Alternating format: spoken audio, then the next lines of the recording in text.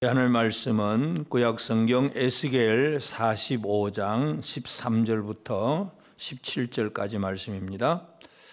에스겔 45장 13절부터 17절 말씀을 우리가 천천히 함께 같이 봉독하도록 하겠습니다. 13절부터 읽습니다. 같이 읽습니다. 시작. 너희가 마땅히 드릴 예물은 이러하니 밀 한 호멜에서는 6분의 1 에바를 드리고 보리 한 호멜에서도 6분의 1 에바를 드리며 기름은 정한 규례대로 한 고르에서 10분의 1 밧을 드릴지니 기름의 밧으로 말하면 한 고르는 10밧 곧 한 호멜이며 10밧은 한 호멜이라. 또 이스라엘의 윤택한 초장의 가축대 200마리에서는 어린 양 한 마리를 드릴 것이라. 백성을 속죄하기 위하여 이것들을 소제와 번제와 감사제물로 삼을지니라. 주 여호와의 말씀이니라. 이 땅 모든 백성은 이 예물을 이스라엘의 군주에게 드리고 군주의 본분은 번제와 소제와 전제를 명절과 초하루와 안식일과 이스라엘 족속의 모든 정한 명절에 갖추는 것이니 이스라엘 족속을 속죄하기 위하여 이 속죄제와 번제와 소제와 번제와 감사제물을 갖출지니라. 아멘. 우리 하나님의 은혜가 우리 온 성도들에게 가득하기를 바랍니다. 우리는 계속해서 이 에스겔서를 통해서 하나님께서 이 바벨론에 포로된 이 망해버린 나라가 어떻게 회복되느냐 하는 그 회복의 메시지를 계속 살펴보고 있습니다. 그래서 이 회복이라고 하는 것은 잃어버렸던 고향을 되찾는 일이기도 하고 무너진 성전이 다시금 건물로 회복되는 일, 그리고 제사가 회복이 되고 모든 예배가 회복이 되고 제사장들이나 여러 많은 것들이 회복되는 과정을 지금 하나님께서 말씀을 합니다. 이제 그 돌아오게 될 그 기업의 땅, 그 중에 그 거룩한 구역에 대해서 우리가 45장에서 먼저 생각을 했고, 그 성전 이제 좌우편의 땅은 왕의 기업이라 그랬습니다. 그래서 왕이 받는 기업, 그러면서 이제 통치자들은 어떻게 백성들을 다스려 가느냐 하는 문제에 대해서 일상의 삶을 백성들이 어떻게 살아가야 되느냐, 우리가 그것을 지난주에 말씀을 살펴보았고, 이제 오늘 13절부터 17절까지의 내용은 이제 이 17절에 보면 군주의 본분은 그런 말씀이 있습니다. 군주의 본분은, 군주가 할 일이 뭐냐 얘기입니다.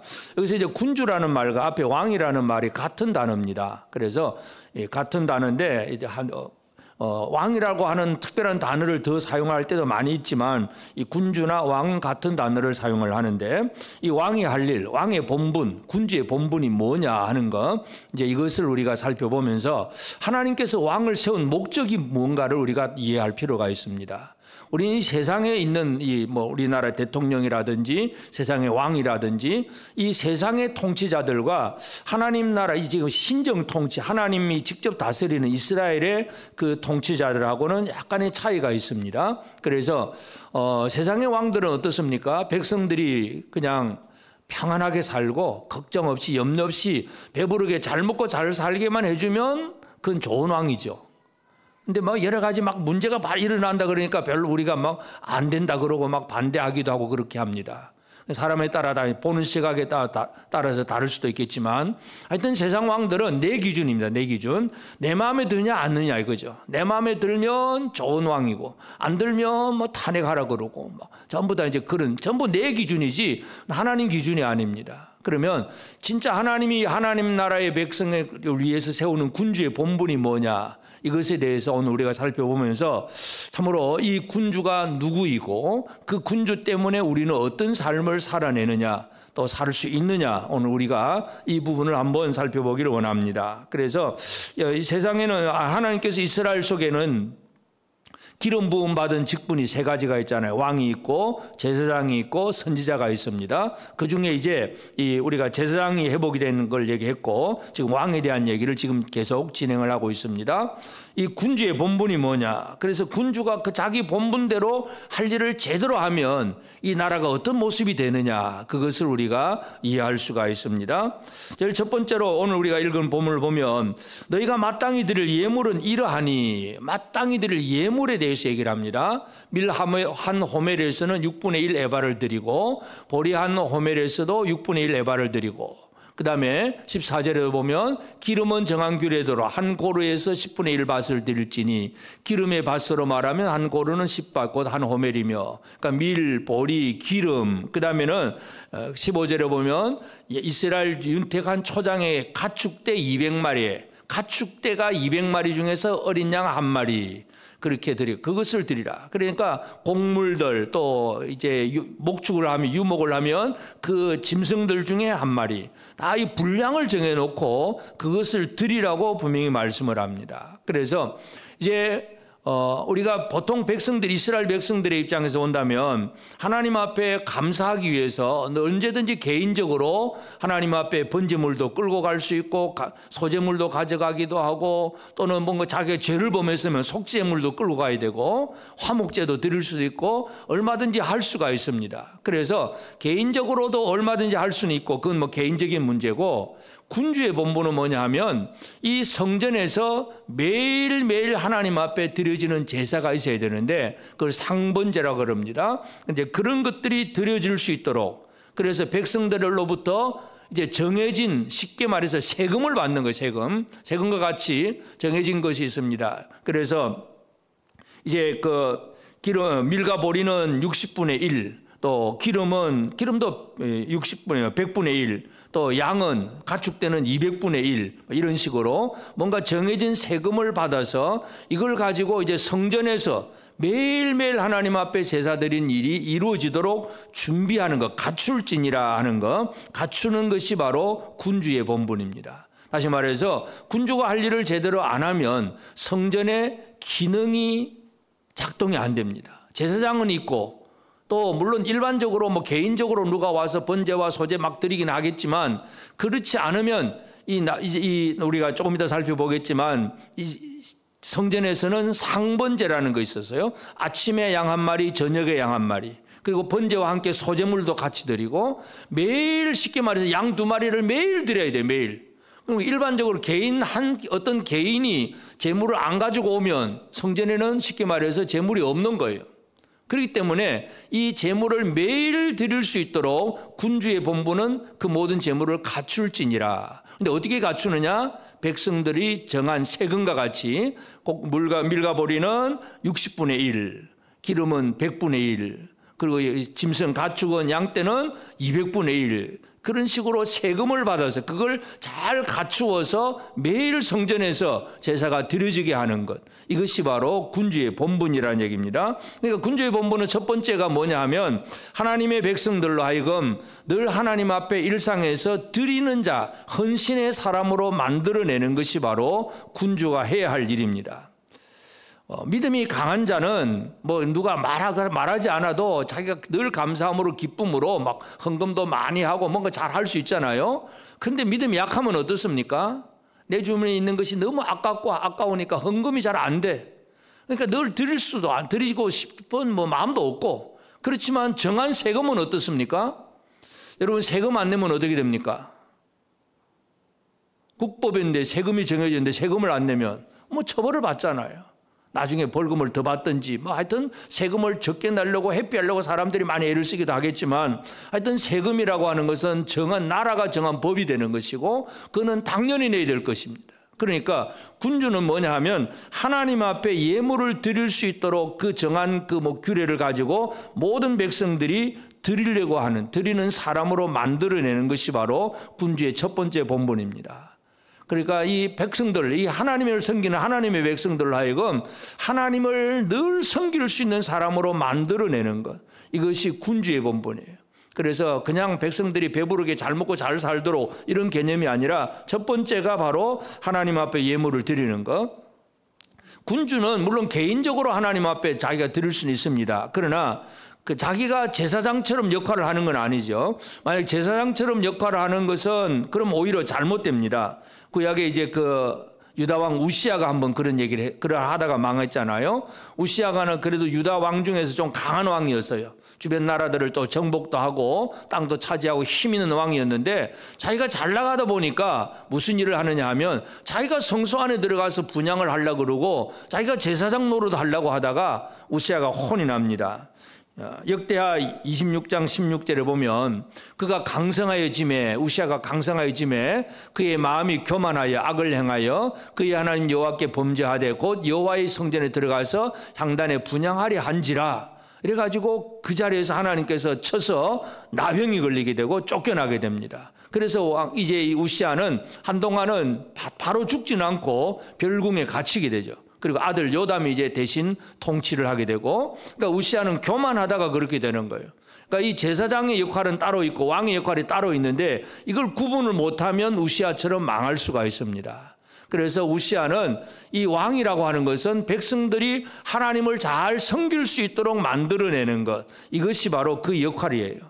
느헤미야는 그 역할을 잘 감당을 했습니다. 느헤미야 12장 44절에 보면 그날에 사람을 세워 곡간을 맡기고 제사장들과 레위 사람들에게 돌릴 것 곧 율법에 정한 대로 거제물과 처음 익은 것과 11조를 모든 성읍 밭에서 거두어 이 곡간에 쌓게 하였노니 이는 유다 사람이 섬기는 제사장들과 레위 사람들로 말미암아 즐거워하기 때문이라. 느헤미야가 성벽을 건설한 총독인데 이 총독으로서 군주로서 이제 이 유대 땅에 회복된 땅에 돌아와 가지고 성벽만 쌓는 게 아니라 그 성전 안에서 매일 제사가 잘 진행될 수 있도록 그 곡간에다가 백성들이 예물을 잘 드리도록 그렇게 해놓은 사람이 바로 느헤미야예요.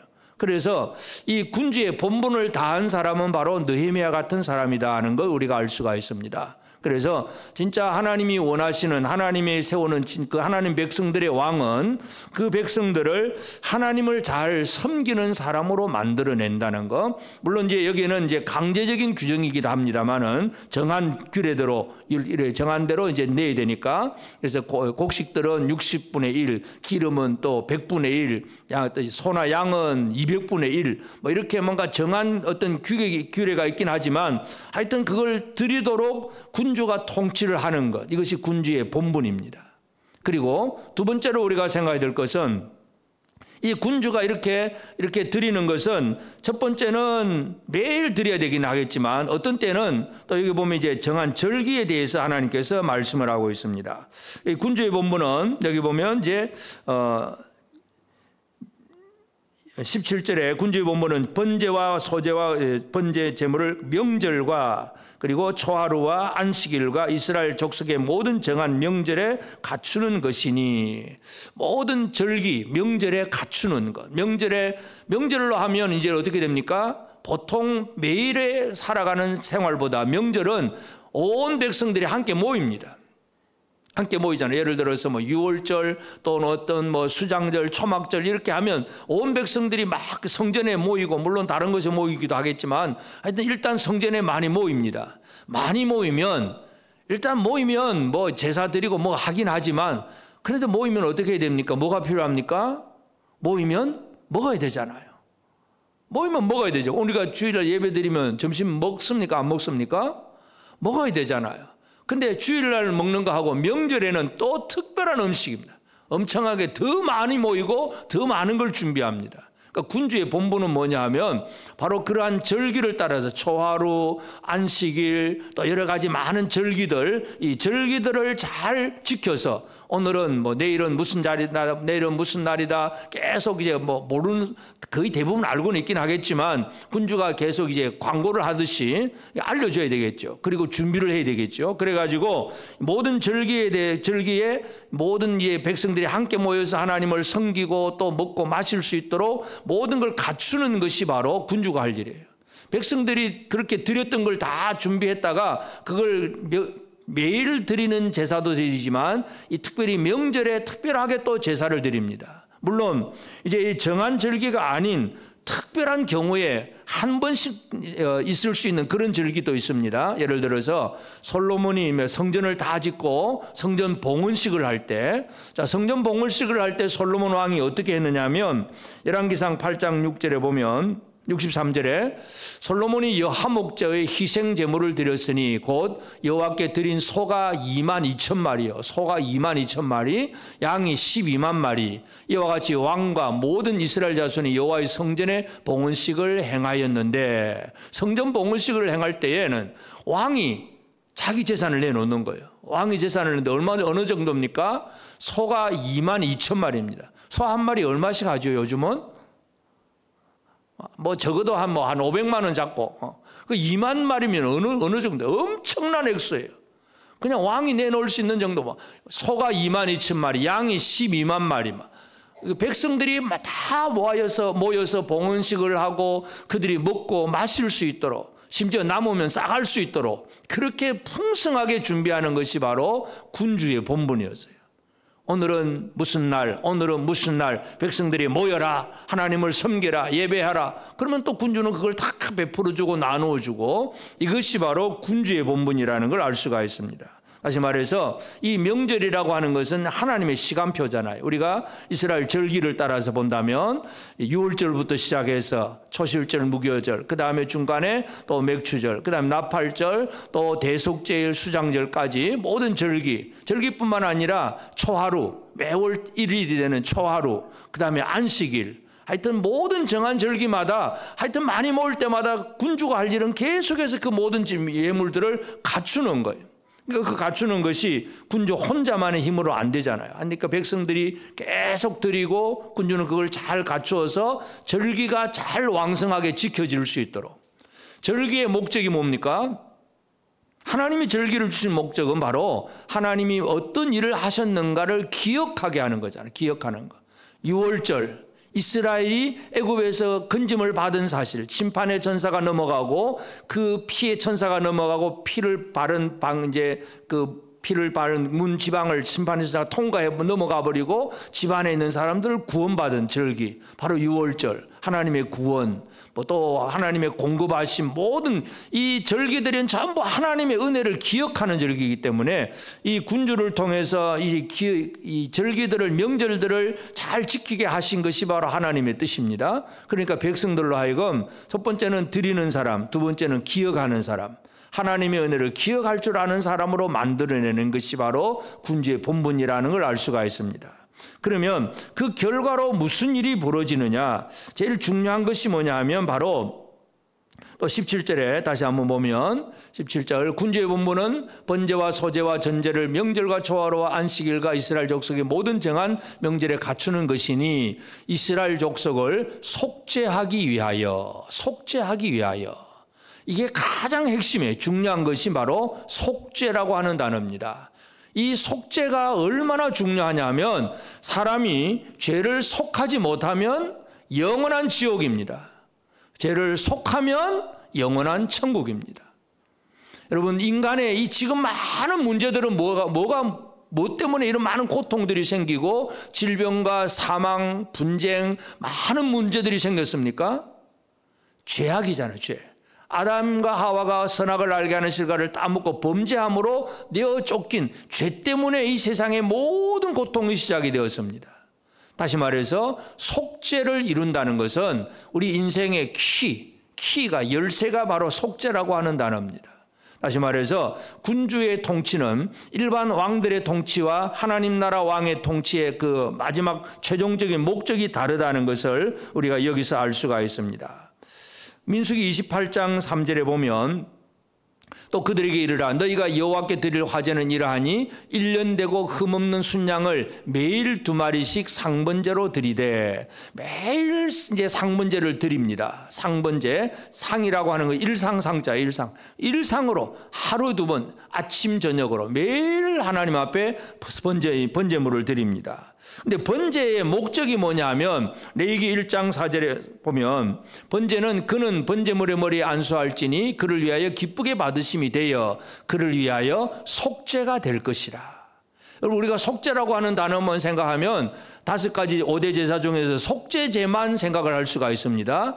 당연히 속죄제는 자기 죄 때문에 드리는 제사이기 때문에 속죄가 이루어집니다. 그런데 이 오직 하나님께 영광, 그저 죄가 상관없이도 하나님께 영광 올리는 모든 걸 불태우는 번제가 하나님께 영광이 되지만 결과는 뭐냐 하면 사람들의 속죄예요. 그 속죄가 성전에서 상번제로 아침 저녁으로 속죄가 이루어진다는 거예요. 이것이 바로 군주의 본분 중에 핵심이 바로 이것입니다. 오늘 우리는 물론 이제 속죄를 이루는 그 어떤 효력과 능력은 제물, 예수 그리스도 안에 있지만 그 제물을 준비하고 매일 그 상번제를 드리게 하는 것, 예물을 갖추는 것이 바로 군주의 본분이라고 하는 걸 알 수가 있습니다. 다시 말해서 세상의 왕들은 아까도 말씀드렸지만 그냥 우리가 배부르게 별 염려 없이 잘 먹고 잘 살도록만 해주면 세상의 왕들은, 세상 백성들은 별로 왕들에 대해서 뭐 여론조사 해보면 지지율도 높을 수 있고 그렇습니다. 먹고 살기 힘들고 내 마음에 안 드니까 자꾸 막 이상한 소리가 나오는 거고, 그 세상의 왕들은 다 그렇습니다. 그런데 하나님 나라 왕은 잘 먹고 잘 살게 하는 게 문제가 아니에요. 하나님 나라의 이스라엘의 왕의 군주의 본분은 뭐냐면 백성을 속죄하게 하는 것, 죄를 속하는 것, 죄를 없애버리는 것, 이것이 바로 군주의 본분의 마지막 목표라는 사실, 우리가 이것을 알 수가 있습니다. 그래서 그 이루어지는 죄가 속죄가 이루어지는 과정은 이제 제사장들이나 다른 역할들도 많이 있지만, 하여튼 군주의 본분은 일상 모든 백성들이 삶을 통해서 하나님 앞에 드려지는 예물을 받아서 그것을 일상의 번제물, 상번제를 드리게 하고, 그리고 절기마다 드리게 하고, 그래서 결국 이루는 것이 바로 백성들의 속죄가 될 것이라. 속죄.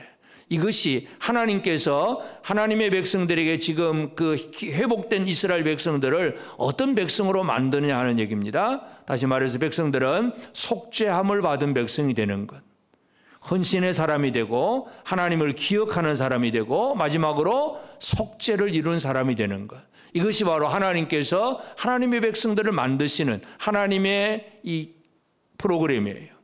여기에 오늘 우리가 제대로 알고 그 하나님의 은혜를 제대로 누리고 있는가, 이거 우리가 잘 기억을 해야 됩니다. 물론 이제 이 모든 군주의 본분을 완성하신 분은 예수 그리스도라는 것 두말할 필요가 없습니다.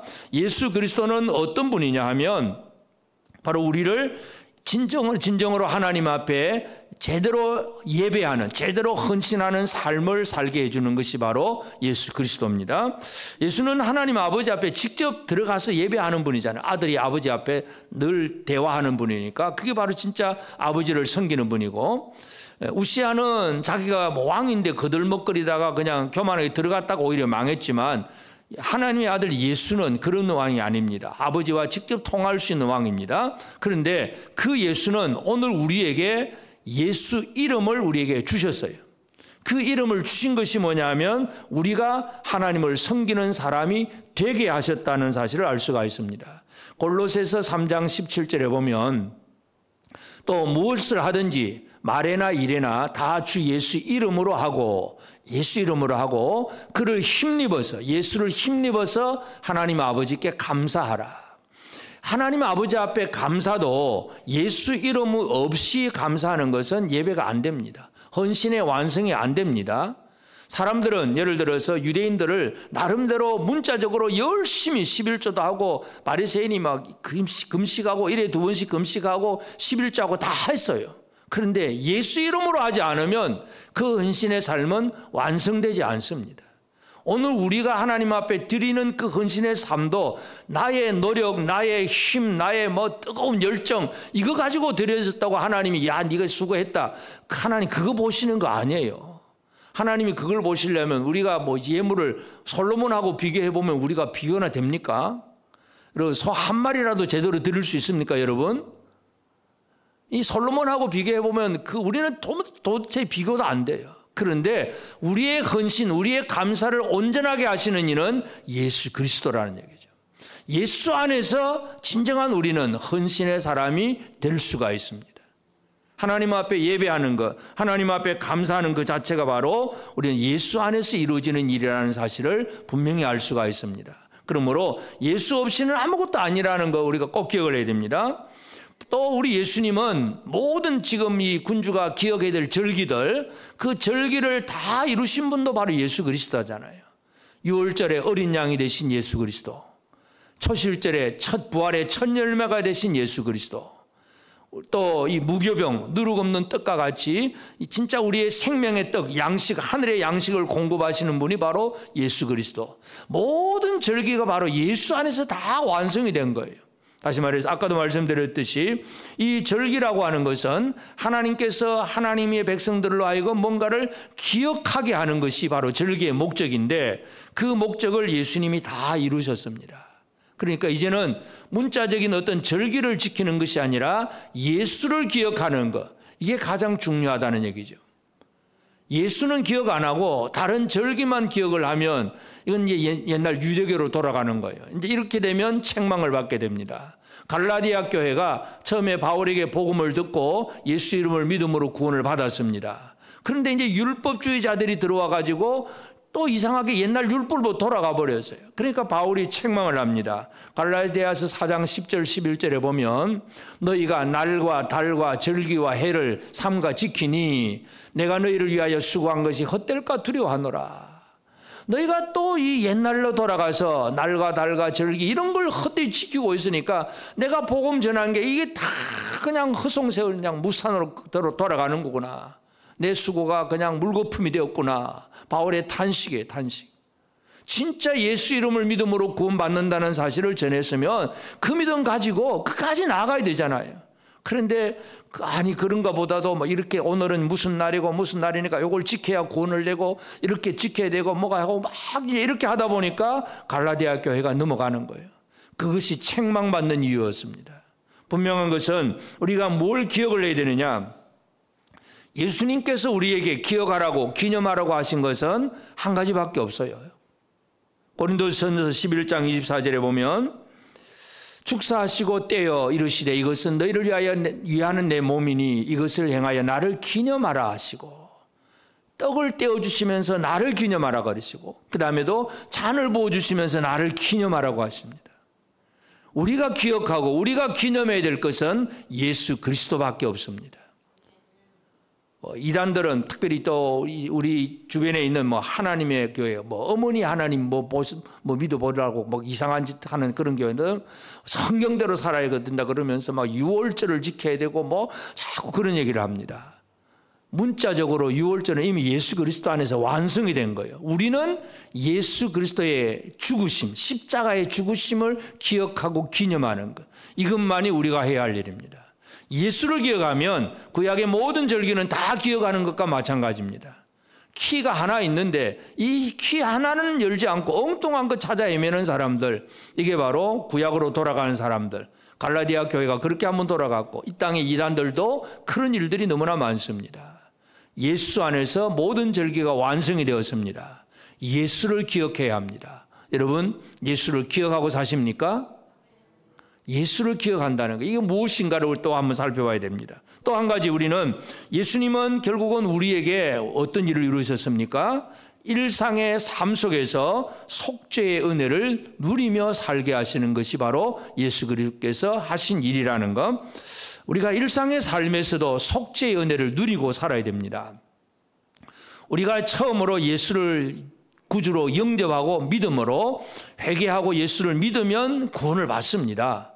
우리가 이제 그림 1:1이라든지 뭐 전도하다 보면 마지막에 영접 기도를 합니다. 그 영접 기도를 하고 내가 예수님이 나의 구주이심을 믿습니다. 나의 죄를 위해서 대신 돌아가신 십자가에서 죽으신 분을 믿습니다 하고 믿음으로 고백하고 예수를 나의 왕으로 영접하면 구원을 받습니다. 이미 구원받은 사람이에요. 근데 여기서 또 이제 구원파 이단은 이미 구원받았으니까 이제부터 또 기도해야 된다든지 11조 해야 된다든지 이런 거 필요 없다. 구원의 은혜를 마음껏 누려라. 이제 이런 식으로만 넘어가는 것이 구원파 이단이에요. 박옥수 같은 그런 이 복음 선교센터 이상하게 그래가지고 막 구원파 이단들도 많이 있습니다. 하여튼 그런데 예수님이 제자들에게 뭘 가르치셨냐면 우리가 이걸 잘 기억해야 됩니다. 요한복음 13장 10절에 보면 예수께서 이르시되 이미 목욕한 자는 발밖에 씻을 필요가 없느니라 온몸이 깨끗하니라 너희가 깨끗하나 다는 아니니라 이런 말씀을 하셨어요. 물론 이제 예수님이 이제 마지막 떠나기 전에 제자들이 서로 섬겨야 될 것, 이것 때문에 이제 발을 씻어주는 특별한 하는 이벤트를 예수님이 진행을 하시죠.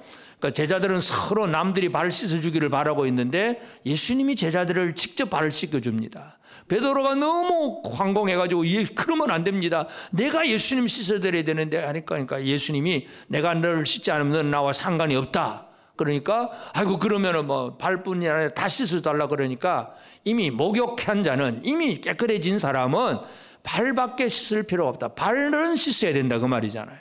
이미 목욕은 했어요. 이미 구원을 받았어요. 그런데 일상의 삶 속에서 매일매일의 삶 속에서 우리 자신들을 돌아보면서 깨끗하게 정결하게 하는 그런 삶은 또 늘 살아가야 됩니다. 여러분 구원 받으셨습니까? 예수 그리스도를 영접함으로 구원 받으셨습니까? 그러면 지금 다 깨끗하십니까? 우리가 일상을 살다 보면 늘 또 뭔가 잊어버려서도 그렇고 약해서도 그렇고 또 뭔가 잘못할 경우들이 자꾸 생깁니다. 발은 늘 씻어야 됩니다. 이것이 뭐냐는 걸 우리가 이 매일 누려야 될 속죄의 은혜인데, 예수님은 우리가 속죄의 은혜를 누리도록 어떻게 해주셨냐면 요한복음 15장 3절에 보면 너희는 내가 일러준 말로 이미 깨끗하여졌다고 말씀하셨어요. 말씀이 우리를 깨끗하게 하는 거예요. 다시 말해서 우리는 이미 구원받은 성도들이긴 하지만 왜 또 말씀을 들어야 되고 말씀을 읽어야 되고 말씀을 배워야 되고, 왜 그렇습니까? 지식만 머리만 키우는 게 아니라 말씀을 들으면서 내가 또 잘못 가고 있으면 또 돌이켜야 되고 또 돌이키고 또 바로잡고, 이 말씀이 우리의 방향성이잖아요. 방향성. 우리가 자동차 운전을 하면 직진 고 하면 무조건 끝까지 직진 가면 됩니까? 길이 구부러졌으면 어떻게 해야 됩니까? 길이 구부러졌으면 핸들도 돌려서 또 구부러진 길로 가야 그게 바른 길이지. 나는 오직 바른 길로 갈 거야 그러고 길은 구부러졌는데 똑바로만 가면 절벽으로 가든지 막 건물에 부딪히든지 그렇게 될 수밖에 없지. 말씀을 보면서 늘 말씀에 따라 움직여가는 생활들, 이것이 바로 일상에서 속죄의 은혜를 누리는 생활입니다. 오늘 우리는 예수님이 우리에게 주신 것은 십자가에서 우리의 원죄까지 깨끗하게 씻어주셨지만 일상의 삶 속에서도 늘 말씀으로 하나님 앞에 정결한 삶을 살아가도록 우리에게 은혜를 주셨습니다. 그렇기 때문에 이제 오늘 우리는 이 우리의 군주 되신 예수 그리스도 안에서 그 은혜 속에서 우리가 살아가야 되는데, 우리가 살아가는 삶이 바로 오늘 드린 것이 세 가지 말씀입니다. 첫 번째가 뭡니까? 우리는 헌신의 사람이 되는 것. 하나님 앞에 우리가 제대로 드릴 줄 아는 사람이 되는 것이 중요합니다. 그래서 밀과 보리를 수확을 하고 나면 거기에는 60분의 1, 또 감람나무 같이 이제 막 기름을 꽉 짜서 감람유 기름을 구하는 사람, 얻는 사람들은 기름은 100분의 1, 가축, 소나 양이나 이 가축을 기르는 사람들은 200마리 중에 양 1마리. 그러니까 하나님께서 11조 그러면 모든 것이 10분의 1인데 이 11조 개념이 아니라 이거는 이 국가의 세금과 같이 자기가 하는 모든 일에 대해서 이제 농사를 지었으면 농사에 대한 추수물, 또 과일 나무든지 하여튼 양을 치든지 소를 치든지 이 여기에서 어느 정한 세금을 내어서 이것을 통해서 성전에서의 모든 일, 절기를 지키는 모든 일들, 나라 안에서 하나님 섬기는 모든 일들이 진행되게 한다는 얘기죠. 여기에서 중요한 게 뭡니까? 군주는 그것을 백성들에게서 받아서 갖추는 것은 군주의 몫이고, 백성들이 할 일은 바로 드리는 생활입니다. 헌신의 삶이 중요합니다. 오늘 우리가 하나님 앞에 우리는 드리지는 않으면서 복 주세요만 생각하고 있으면 안 됩니다. 거꾸로 내가 드렸으니까 복 받을 거다 하고 그렇게 생각하면 그것도 오산입니다. 우리는 하나님이 원하시는 삶을 제대로 살아내는 것이 중요합니다. 초대교회 성도들을 보면 사도행전 4장 34절 35절에 그 중에 가난한 사람이 없으니 이는 밭과 집 있는 자가 팔아 그 판 것의 값을 가져다가 사도들의 발 앞에 두매 그들이 각 사람의 필요를 따라 나누어 줌이라. 이 초대교회 이 사도들이 이제 모여서 이제 함께 예수를 믿게 되고 많은 사람들이 3,000명, 5,000명씩 회개하고 예수를 믿잖아요. 그 중에서 가난한 사람이 없다 그랬어요. 왜 가난한 사람이 없어졌습니까? 이는 밭과 집 있는 자는 팔아서 그것의 값을 가져다가 사도들의 발 아래 두고 사도들의 발 앞에 두면 사도들이 그 물질을 다스린다, 통치한다는 개념이에요. 사도들이 그것을 각 사람의 필요를 따라 나누어 주는 거예요. 물론 이제 이것을 이제 사도들 혼자만 하다 보니까 나중에는 사람도 많은데 이쪽 구제 히브리파 사람들 또 저쪽 다른 데서 나온 사람들, 헬라파 유대인 이 과부들, 이 사람들 서로 막 차별이 돼가 문제가 생기니까 7 집사를 세우긴 하잖아요. 하여튼 그래도 성도들이 헌금을 드리고 그것을 통해서 가난한 자들을 나눕니다. 이제 이것을 우리가 구약의 절기와는 이제 조금 차이가 있겠죠. 구약의 절기는 소나 양이랑 전부 이 하나님 앞에 상번제 드리고 절기에 예물 드리고 전부 그걸 드리는 일에만 사용을 했습니다. 근데 이제는 제물이 아니잖아요. 이제는 뭐 소 잡고 양 잡고 예배가 아니니까 드리면 성전에 가서 소 잡고 양 잡고 할 일은 없습니다. 들여온 헌금을 가지고 가난한 자들에게 필요를 따라 나누어 주는 하나님의 은혜를 퍼뜨려가는 것, 이것이 이제 교회의 그 방식입니다. 그래서 하나님 앞에 예물을 드리는 헌신의 사람이 된다는 것은 너무나 중요한 일입니다. 하나님은 오늘 우리를 헌신의 사람으로 되기를 원하십니다. 여러분의 삶이 얼마나 헌신해야 될까는 여기 보면은 이제 우리는 구약적인 개념으로 본다면 뭐 예를 들어 농사를 지으면 곡물 뭐 보리나 밀, 고리 거두면 그것의 60분의 1 소득의 11조와는 상관없는 거예요. 10분의 1, 11조는 당연히 또 11조를 드리지만 이 하나님 나라 전체 움직임을 위해서 쉽게 말해서 교회가 운영을 위해서 드리는 헌금이다. 쉽게 그렇게 이해할 수 있겠습니다. 요즘 우리말로 하면 뭐 주일헌금을 드린다 이렇게 얘기를 하면 여러분은 주일헌금을 얼마나 드린지 저는 잘 모르고 개인적으로 뭐 이름도 안 하고 다 드리니까 주일헌금 좀 어떻게 드리십니까? 소득의 60분의 1 농사를 짓는 분이나 뭐 또 여기 보면 또 뭐 양을 치는 사람하고 다 차이가 있기는 하겠지만 그래도 어느 정도 여기 60분의 1 드리면 어느 정도 드리는 걸까요? 60분의 1이면 월급 60만 원 받으면 10,000원 드리는 거죠. 이제 이 하나님 앞에 하여튼 정한 예물, 오늘 이건 우리가 구약적으로 너는 얼마만큼 몇 분의 1 드리라 이 개념은 아니지만 하여튼 우리가 뭔가 이 교회가 움직여 갈 수 있도록 하나님의 나라가 뭔가 이 진행되어 가는 과정 속에 필요한 것들이 공급되고 그 모든 것들이 이루어지도록 헌신의 삶이 필요하다는 거예요. 이것이 가장 바탕이 되어 있어야 됩니다. 하나님은 아들을 주신 분이고 우리에게 이와 같은 헌신을 요구하시는 분이라는 사실을 기억해야 됩니다. 그래서 하나님 앞에 예물을 드린다는 것은 결과적으로 보면 흩어져서 가난한 많은 사람들을 돕는 그런 결과로 나타난다는 걸 알 수가 있습니다. 그리고 두 번째는 우리는 어떤 사람이 되어야 되느냐? 결국은 하나님의 은혜를 잊지 않는 기억의 사람이 됩니다. 기억할 줄 아는 사람, 기억하는 사람, 하나님의 은혜를 기억하는 사람이 되어야 됩니다. 하나님은 절기를 주시면서 하나님의 하셨던 모든 일들을 기억하기를 원하셨어요. 이스라엘 백성들을 모세가 애굽에서 이끌어낸 다음에 이 모세가 백성들에게 이제 설교를 하면서 신명기 5장 15절에 이렇게 외칩니다. 너는 기억하라. 내가 애굽 땅에서 종이 되었더니 내 하나님 여호와가 강한 손과 편팔로 거기서 너를 인도하여 내었나니 그러므로 내 하나님 여호와가 내게 명령하여 안식일을 지키라 하느니라. 기억하라. 뭘 기억해야 됩니까? 옛날 애굽에 종되었는데 이제는 네 하나님 여호와가 강한 손과 편팔로 거기서 너를 인도하여 내었나니 하나님의 인도를 기억해라. 구원을 기억해라는 얘기죠.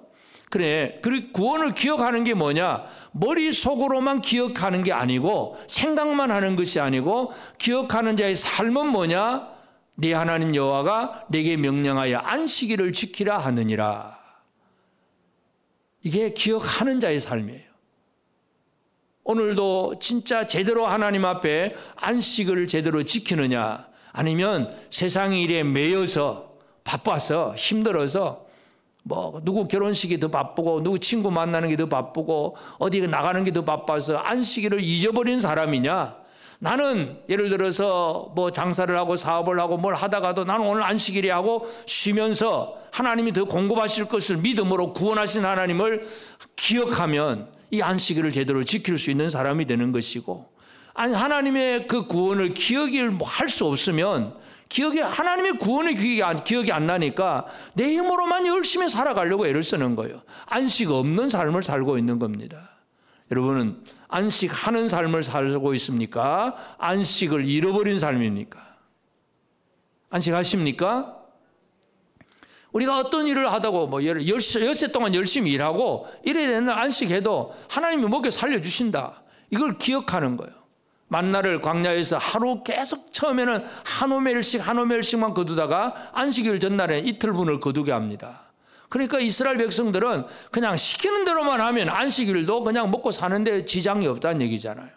하나님은 너는 기억하라. 모세는 백성들에게 이와 같이 분명히 말씀합니다. 하나님의 구원을 기억하라. 근데 그 구원을 기억하는 것은 머릿속에 생각만 하는 것이 아니라 안식일을 지키는 삶이 구원을 기억하는 삶이다. 이것을 분명히 선포하고 있습니다. 그리고 오늘 우리는 그러면 결국 우리가 하나님 앞에서 우리가 기억해야 될 것은 바로 하나님의 그 모든 은혜를 기억을 해야 되는데 그 하나님의 은혜가 뭐예요? 바로 예수 그리스도잖아요. 예수를 기억해야 됩니다. 예수를 잘 기억하십니까, 여러분? 예수를 기억한다는 게 뭐냐면 디모데후서 2장 8절에 보면 내가 전한 복음대로 다윗의 씨로 죽은 자 가운데서 다시 살아나신 예수 그리스도를 기억하라.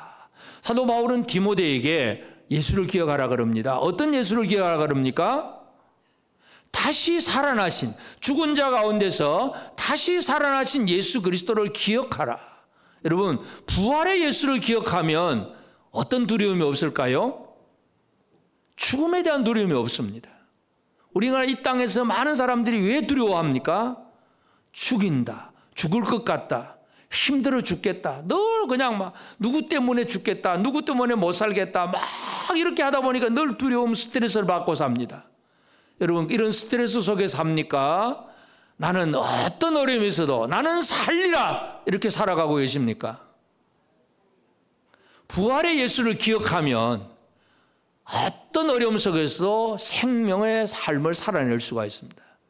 다윗의 시편을 우리 잘 알잖아요. 사망의 음침한 골짜기에서도 그 죽을 것 같은 그 골짜기 속에서도 생명을 유지하는 것, 생명의 삶을 살아내는 것은 부활의 주님을 기억하기 때문에 그렇습니다. 오늘 우리가 부활의 주님을 기억하기를 바랍니다. 그러면 절기를 다 기억한 것과 똑같아요. 절기를 지키는 삶이 다른 게 아니에요. 뭐 오늘은 몇월 며칠이니까 무슨 날 이거 지켜야 뭐 구원받고 이런 얘기가 아니라 예수 그리스도를 기억하면 그 예수를 절기를 통해서 보여주신 예수를 우리가 아는 것이고 그 예수 중에 제일 중요한 거 예수님은 십자가를 기념하라고 하셨지만 그 십자가와 부활을 기억하는 것 이것이 우리의 삶의 가장 핵심입니다.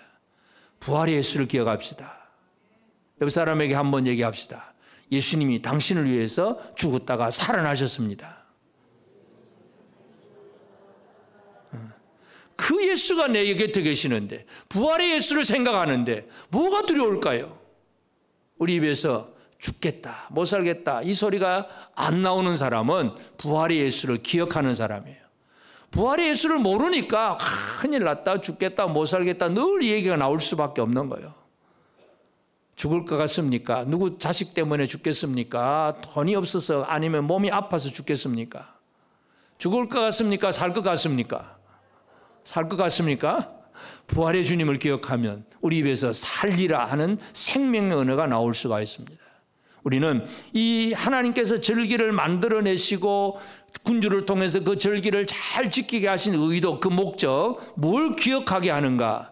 결국 핵심은 예수 그리스도고 예수는 십자가와 부활이라는 사실 꼭 다시 한번 기억하게 되기를 바랍니다. 그리고 우리가 이제 이 속죄함을 받은 자로서 일상의 삶 속에서 정결한 자로 살아가는 것, 헌신의 사람, 하나님 예수 그리스도를 기억하는 사람, 정결함을 살아가는 삶을 살아가야 되는데 이 정결함의 삶은 또 어떤 삶을 사느냐? 정결한 자의 삶이라고 하는 것은 디모데후서 2장 20절 21절에 보면 큰 집에는 금그릇과 은그릇뿐 아니라 나무그릇과 질그릇도 있어 귀하게 쓰는 것도 있고 천하게 쓰는 것도 있나니 그러므로 누구든지 이런 것에서 자기를 깨끗하게 하면 귀히 쓰는 그릇이 되어 거룩하고 주인의 쓰심에 합당하며 모든 선한 일에 준비함이 되리라. 여러분, 우리를 정결하게 하는 삶은 뭐냐 하면 하나님 앞에 귀하게 쓰임 받는 거예요. 사람은 차이가 다 있습니다. 어떤 사람은 여기 지금 바울의 표현대로 금그릇도 있고 은그릇도 있고 아니면 나무그릇, 질그릇 각 그 주인의 집에는 그릇이 다양합니다. 이 땅에 많은 사람들은 건강한 사람도 있고 병든 사람도 있고 많이 배운 사람도 있고 좀 적게 배운 사람도 있고 돈이 많은 사람도 있고 가난한 사람도 있고 다 각양각색입니다. 다 다릅니다. 그런데 그게 중요한 게 아니라 중요한 건 뭐냐 하면 더러우냐 깨끗하냐 그거예요. 금그릇이라고 할지라도 금그릇 안에 더러운 것이 들어있으면 거기에다가 음식물 담습니까? 안 담습니까? 안 담습니다. 금그릇이라도 더러우면 그거는 사용을 못합니다. 씻어야만이 사용을 할 수가 있습니다. 정결함이라고 하는 건 그만큼 중요한 겁니다. 하나님 앞에서 우리의 삶은 그냥 우리는 큰 사람이 되고 귀한 사람이 되고 높은 사람이 되고 뭔가 부자가 되고 막 이런 것들만 바라고 있는데 진짜 중요한 것은 그것이 아니라 정결하냐 아니하느냐, 이것이 차이점. 속죄가 이루어지느냐 안 이루어졌느냐, 이 차이점이 가장 중요한 핵심입니다. 정결함을 살아야 됩니다. 어떻게 정결함으로 살아갈 수 있느냐? 베드로가 분명히 강조합니다. 베드로전서 1장 22절에 보면 너희가 진리를 순종함으로 너희 영혼을 깨끗하게 하여, 진리를 순종함으로 너희 영혼을 깨끗하게 하여 거짓이 없이 형제를 사랑하게 이르렀으니 마음으로 뜨겁게 서로 사랑하라. 여러분, 진리를 순종하십니까? 진리를 순종해야 진짜 사랑이 되는 거예요. 진리에 대한, 말씀에 대한 순종이 없으면, 우리가 아까 조금 전에 우리 집사님도 계속 사랑의 기도를 많이 했지만, 사랑, 그냥 말로만 사랑하는 거예요. 돌아서서 엉뚱한 형제 또 비판하고 정죄하고. 왜 그렇습니까? 진리에 대한 순종이 없어. 진리가 머릿속에 있는데 삶으로 순종이 안 나타나. 그러니까 사랑도 안 되는 거예요. 진짜 정결함이라고 하는, 깨끗함이라고 하는 것은 진리에 대한 순종으로 이루어집니다. 말씀에 대한 순종함이 여러분 속에 매일매일 이루어지게 되기를 바랍니다. 하나님 말씀대로 살아가는 것, 진리에 대한 순종함으로 너희 영혼을 깨끗하게 하여, 깨끗하게 하면 거짓 없이 형제를 사랑하는 진짜 완성된 사랑을 해나갈 수가 있습니다. 이것이 바로 일상의 속죄를 이루는 생활입니다. 매일매일 말씀에 순종합니까? 아니면 말씀은 그렇지만 이 세상 살아가려면 이렇게 살아야 돼. 여러 가지 문화와 풍조와 요즘 어떤 이 트렌드를 따라가고 막 크게 바빠서 막 요즘 풍조 따라가기 바빠. 말씀에 순종해야 되는데 말씀은 다 어디 가버리고 엉뚱한 풍조에 휩쓸려 살다 보니까 신앙 자체가 무너져 버렸습니다. 하나님은 하나님의 백성들이 어떤 사람이 되기를 원하셨고 그래서 군주를 세워서 무슨 일을 하게 하셨는가, 오늘 우리는 이 말씀을 다시 한번 기억하게 되기를 바랍니다. 충성하고 헌신의 사람이 되기를 바랍니다. 하나님의 은혜를 기억하는 사람이 되기를 바랍니다. 일상에서 깨끗하고 정결한 속죄의 사람으로 살아가는 우리 모두가 되어지기를 주의 이름으로 축복합니다.